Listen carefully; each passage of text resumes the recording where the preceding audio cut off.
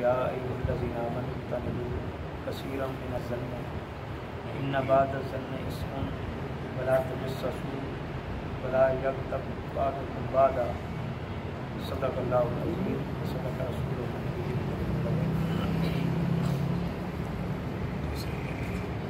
दर अक़दस पे दीवानों को जीना रास आता है, दर अक़दस पे दीवानों को जीना रास आता है, उतरता है दिलों पर जो सकीना रास आता है। और मरीज़े इश्क़े महबूबे खुदा हैं हम तो आए नासर, फ़कत अपनी तबीयत को मदीना रास आता है। सुभान अल्लाह, माशाअल्लाह। अल्लाह जल्ल मजदूहू का शुक्र अदा करते हैं उस रब्बुल इज़्ज़त ने हमें इस काबिल समझा कि हम उसके घर में हाजिर हुए। सूरह हुजरात की आयत नंबर 12 की तलावत की है। इसमें भी वही सिलसिला माशरती आदाब का चल रहा है कि आपने दूसरों के साथ क्या बिहेव करना है। कल था कि लोगों के नाम उल्टे न पुकारे जाएं, किसी का मजाक ना उड़ाया जाए, तानाबाजी ना की जाए। इन चीज़ों से तौबा करो, जो तौबा नहीं करता वो बहुत बड़ा ज़ालिम है। अब फरमाया या अय्युहल्लज़ीना आमनू इज्तनिबू कसीरम मिनज़-ज़न्नि, ऐ ईमान वालो ज़्यादा गुमानों से खुद को बचाओ। इन्न बअद-ज़-ज़न्नि इस्मुन, बाज़ गुमान गुनाह है। वला तजस्ससू वला यग़्तब बअदुकुम बअदा, ना तुम किसी की जासूसी करो और ना एक दूसरे की ग़ीबत करो। अयुहिब्बु अहदुकुम अन याकुल लहमा अख़ीहि मैतन फ़करिहतमूहु, क्या तुम में से कोई शख्स ये पसंद करता है कि वो अपने मुर्दा भाई का गोश्त खाए। फ़करिहतमूहु, सो तुम उसको नापसंद करोगे, लिहाजा अल्लाह से डरो। इन्नल्लाह तव्वाबुर रहीम, अल्लाह बेहद तौबा कबूल करने वाला और रहम फरमाने वाला। गलत गुमान रखना, बदगुमानी करना, किसी के बारे में गलत सोच रखना, इस बात की मज़म्मत की गई है।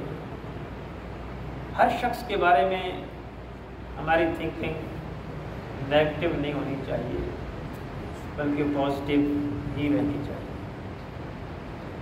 जब हमारी सोच मुस्बत हो जाएगी तो फिर मुआशरे में मोहब्बत आम होगी, एक दूसरे का एहसास बढ़ेगा, ताल्लुक़दारी से दिखावा निकल जाएगा, मफाद निकल जाएगा, लालच निकल जाएगा।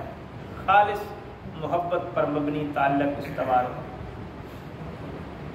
और जब खालिस मोहब्बत के साथ एक दूसरे के साथ बैठें, उस बैठक में, उस रिश्तेदारी में मज़ा कुछ और होता है। ये जो मजहबी तंजीमें होती हैं, उसके कारकुन, उसके रफ़ाका, अगर वो मफाद की खातर उसमें दाखिल ना हुआ हो और मजहबी तंजीमों में लोग 80% वो मजहबी सियासत का रूप ना धार लें और सियासत में इन्वॉल्वमेंट या हुकूमत में ना आ जाएं, हुकूमत में आने से पहले पहले जो मजहबी तंजीमें रहती हैं, जब कुर्बानियाँ ही देनी होती हैं, मफाद, वो कारकुन खालिस कारकुन होते हैं, वो अल्लाह और उसके रसूल की रज़ा की खातिर आए होते हैं। उनकी आपस में जो मोहब्बत होती है वो बगैर किसी लालच और मफाद के होती है। वो मोहब्बत इंसान को लज्जत देती है, उस मोहब्बत में इंसान खुश होता है, मुसर्रत हासिल करता है और फिर उसका अजर भी है अल्लाह की बारगाह। ये मजहबी जमातों तक ही मोहब्बत के रिश्ते नहीं होने चाहिए, یہ ایز اے مسلم بھی ہمارا بہت بڑا مذہبی گروپ ہے. سارے مسلمان آپس میں اسی محبت کی فضا کو قائم رکھتے ہوئے رشتے بنائیں، پھر اس میں لذت آئے. حضرت عبداللہ بن عباس رضی اللہ تعالیٰ عنہ فرماتے ہیں کہ اگر ایک شخص زندگی میں 3 بار بھی مجھے ملنے آئے بغیر کسی مفاد کے، تو میں ساری زندگی بھی اس کے ساتھ احسان کرتا رہوں تو اس کے احسان کا بدلہ میں نہیں دے سکتا. وہ خالص محبت کے لیے مجھے ملنے آیا ہے، اس کے ملنے میں کوئی مفاد نہیں، کوئی لالچ نہیں، کوئی طمع نہیں. ہم تو رشتہ داروں کے پاس میں ملنے جاتے ہیں تو پھر کہیں اس میں لالچ ہوتے ہیں. اگر وہ صاحب حیثیت رشتہ دار ہوں تو پھر ہمارے ملنے کے انداز اور ہوتے ہیں. اگر غریب رشتہ دار ہوں تو طرز ملاپ بدل جاتا ہے. خالص اللہ کی رضا کی خاطر غیروں سے ملتے ہیں، اپنوں سے کیوں نہیں؟ حضرت ابراہیم، یہ لوگ کیسے بڑے بنتے ہیں؟ اس کے اندر خلوص ہی ہوتا ہے.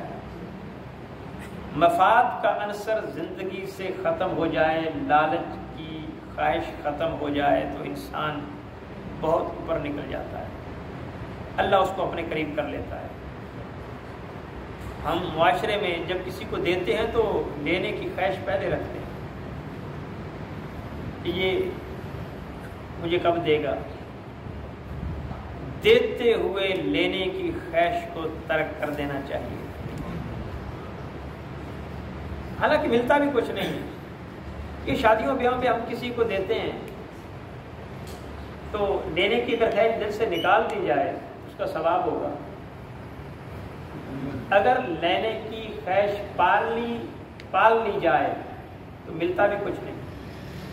آج اگر آپ 1000 دے رہے ہیں، 10 سال کے بعد اس کی شادی ہونی ہے، وہ آپ کو 2 بھی دے دے تو 1000 کا مد مقابل وہ نہیں ہے.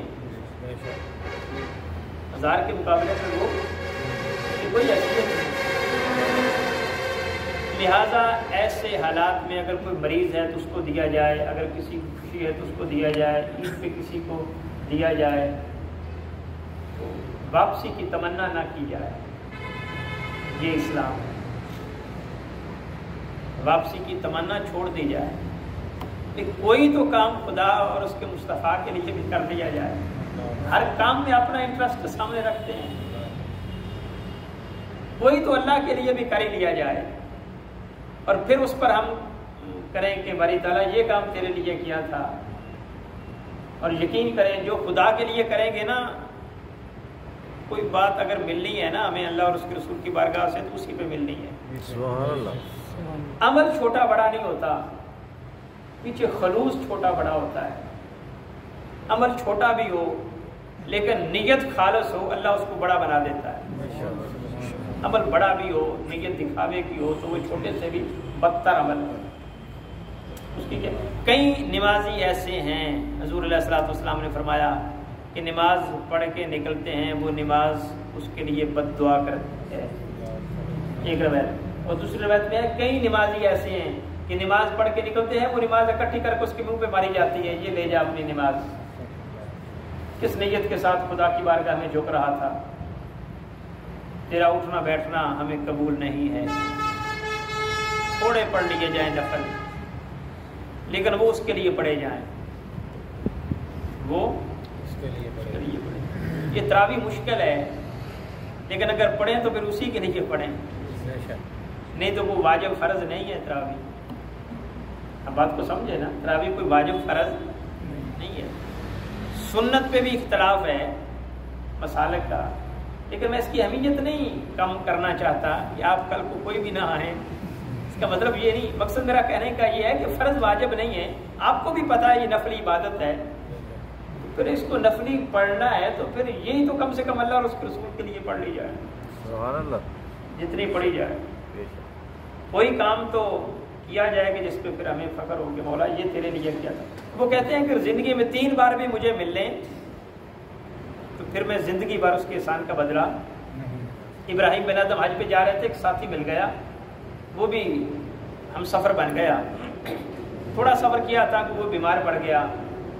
آپ اس کے لیے رک گئے، اس کے لیے حج کا سفر ہے، تاخیر بھی ہو رہی ہے، لیکن وہ بیمار ہے. آپ نے سمجھا اگر میں چلا جاؤں گا تو اس کی عیادت کون کرے گا، اس کی دیکھ بھال کون کرے گا. آپ اس کی تیمارداری میں لگ گئے، علاج معالجہ کروایا. وہ سواری تھی، گدھا تھا یا جو بھی تھی، وہ بک گیا. جب صحت یابی اس کو ملی، اس نے کہا بھائی اب میں اس قابل ہو گیا ہوں کہ ہم چلیں. تو چلنے لگے، پیدل چل پڑے. اس نے کہا بھائی وہ ہمارے پاس تو سواری بھی تھی، ہمارے پاس سواری بھی تھی، قربان جائیں ان لوگوں کے طرز عمل پر. اس نے کہا، ابراہیم بن ادم نے کہا میرے بھائی وہ مجھے کوئی ضروری کام پڑ گیا تھا، میں نے اس لیے بیچ دی ہے. دوست وہ ہوتا ہے جو خرچ کر کے بھی نہ بتائے کہ میں نے تجھ پر خرچ کیا. یہ ہے دوستی. ہم خرچ کر کے اس وقت تک ہمیں چین نہیں آتا جب تک اس کو بتا اور جتا نہ دیں کہ بھائی ہم نے ہی کیا تھا.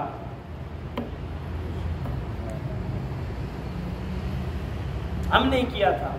یہ جو میں اور ہم ہے نا، یہ انسان کو تباہ کر دیتی ہے، یہ کیے پہ پانی پھیر دیتی ہے انسان. فرمایا محبت کو فروغ دیا جائے، کسی کے متعلق بدگمانی نہ کی جائے، بدگمانی سے بچا جائے، کسی کی عیب نہ تلاش کیے جائیں. کہا نا اس کی عیب تلاش نہ کرو. یہ عیب تلاش کرنے کی اسلام اجازت نہیں دیتا.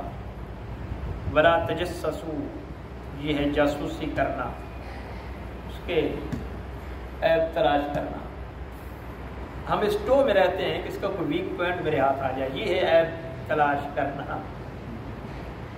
کسی کے ویک پوائنٹ کی ٹو میں لگے رہنا اور کوئی پوائنٹ ہاتھ میں رکھنا تاکہ کل کو اس کو بلیک میل کیا جائے، یہ ہے جاسوسی. اس سے منع کیا ہے. حضور نبی مکرم صلی اللہ علیہ وسلم نے فرمایا کہ اگر تم لوگوں کے عیب تلاش کرو گے تو تم ان کو خراب کر دو گے، مزید وہ بگڑ جائیں گے. ایک روایت میں آتا ہے آقا علیہ الصلوۃ والسلام نے فرمایا جس کی داڑھی سے شراب ٹپک رہی تھی، ایک شخص لایا گیا حضور کے پاس جس کی داڑھی سے شراب ٹپک رہی تھی. حضرت ابن مسعود نے فرمایا کہ ہم کو تجسس کرنے سے منع کیا گیا ہے، لیکن اگر ہمارے سامنے کوئی چیز ظاہر ہوگی تو ہم اس کے تقاضے پر عمل کریں گے. اور ایک روایت ہے جس نے کسی مسلمان کے عیب پر پردہ رکھا، اللہ قیامت کے دن اس کے عیبوں پر پردہ رکھے گا. جب تم، ایک روایت میں ہے حضرت ابن عباس سے مروی، جب تم اپنے ساتھی کے ایوب کا ذکر کرو تو اپنے عیبوں کو یاد کر لیا کرو. وہ رہی اپنے عیبوں پر جو نظر میں کوئی برا نہ رہا. اور پھر ایک روایت ہے حضور نے فرمایا تم میں سے کوئی شخص اپنے بھائی کی آنکھ میں تنکا دیکھتا ہے لیکن اپنی آنکھ کو بھول جاتا ہے.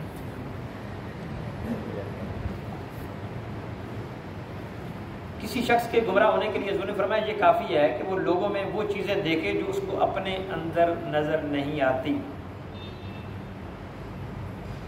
اپنے اندر نہیں دیکھتا، لوگوں کے اندر دیکھتا ہے، یہ اس کی برائی کے لیے کافی ہے.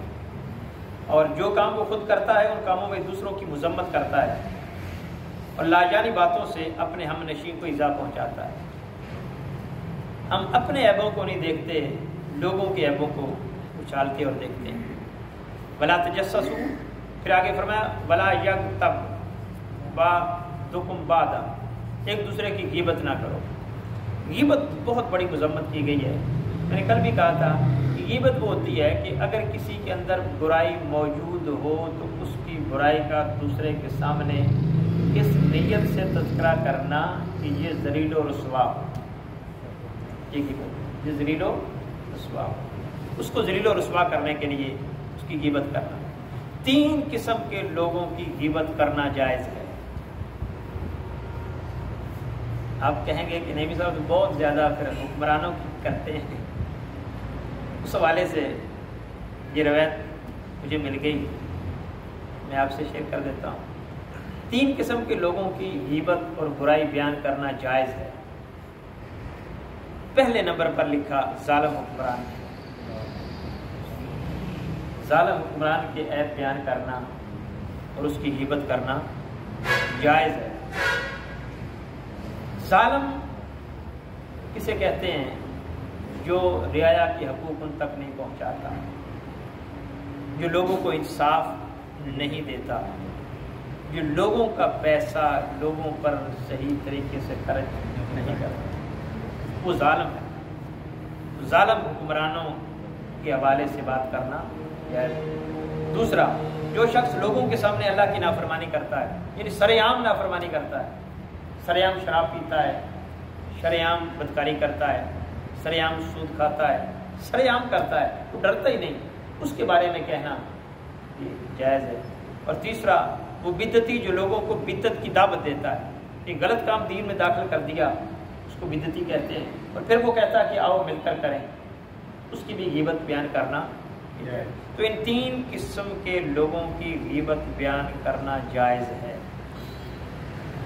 اس کے علاوہ جو اچھی شہرت کا عمل ہو، نیک آدمی مشہور ہو، ضروری نہیں نیک تو پھر غلطیاں تو ہر کسی سے ہوتی ہیں، جس کی شہرت اچھی ہو اس کے بارے میں ایسا کرنے کی اجازت نہیں ہے، باقی عام مسلمانوں کے حوالے سے بھی اجازت نہیں ہے، تو کسی کی غیبت نہ کی جائے۔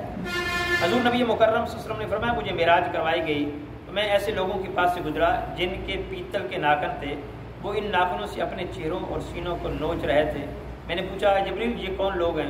انہوں نے کہا یہ وہ لوگ ہیں جو لوگوں کا گوشت کھاتے تھے، ان کی عزتوں کو پامال کرتے تھے، لوگوں کی عزتیں اچھالتے تھے۔ اور ایک روایت میں آتا ہے جس شخص نے کسی مسلمان شخص کا گوشت کھایا اللہ تعالیٰ اس کو اتنی ہی دوزخ کی آگ کھلائے گا۔ گوشت کھانے سے مراد یہ غیبت ہے۔ جس شخص نے کسی مسلمان شخص کا حرام کپڑا پہنا اللہ اس کو اتنا ہی دوزخ کا کپڑا پہنائے گا۔ جس نے کسی شخص کو دکھاوے اور ستانے کے لیے کھڑا کیا اللہ اس کو قیامت کے دن دکھاوے اور ستانے کے لیے کھڑا کرے گا، یعنی جیسا کریں گے ویسا بنے گا۔ ایک روایت میں آتا ہے کہ غیبت زنا سے بھی زیادہ سخت گناہ ہے۔ ابو سعید حضرت جابر رضی اللہ عنہ، یا رسول اللہ غیبت کرنا زنا سے زیادہ سخت کیسے ہو گیا؟ سوال صحابہ نے بھی کر دیا۔ آپ نے فرمایا ایک آدمی زنا کرتا ہے پھر توبہ کرتا ہے اللہ اس کی توبہ کو قبول کر لیتا ہے، غیبت کرنے والے کی اس وقت تک مغفرت نہیں ہوتی حتیٰ کہ جس کی غیبت کی ہے وہ اس کو معاف نہ کرے۔ حقوق اللہ معاف ہو سکتے ہیں، حقوق العباد کی معافی ملنا مشکل ہے۔ یہ جو کہتے ہیں نا ایک ٹرینڈ ہے، حدیث میں آتا ہے کہ جی یہ کام کریں گے تو گناہ معاف ہو جائیں گے، سارے گناہ، اس سے مراد حقوق اللہ ہوتے ہیں۔ خدا کے حوالے سے جو غلطیاں ہو گئیں، نماز روزے حج زکوٰۃ میں جو غفلتیں ہو گئیں، جو کوتاہیاں ہو گئیں، جو نافرمانیاں ہو گئیں، اس کی معافی دیتا ہے اللہ۔ جو بندوں کے حقوق ہیں اللہ اس پہ معاف نہیں کرتا جب تک وہ معاف